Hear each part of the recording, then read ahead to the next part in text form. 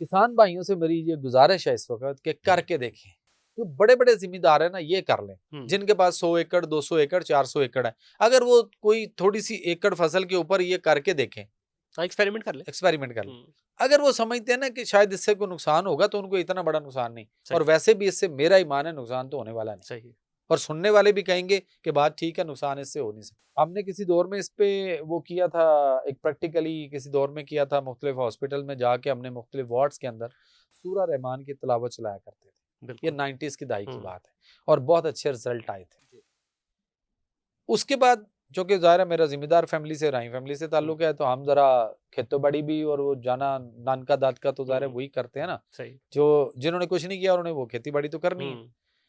हमने इसको प्रैक्टिकली ये किया कि एक स्पीकर लगाया खेतों में, और उसमें हमने उसके ऊपर रख के एक वॉकमैन के साथ, वो केसड़ का दौर था, तो हमने वहां पे सूरा रहमान की तिलावत चलाई तो अपने खेत में, लेकिन सर आवाज जिन खेतों तक गई वो फसलें लहलहाती थी, उनका सब्जा, उनकी ग्रीनरी, डार्क ग्रीन कलर, और फिर वहां की जो फसल हुई थी कमाल की थी, उसकी गजाइत भी थी।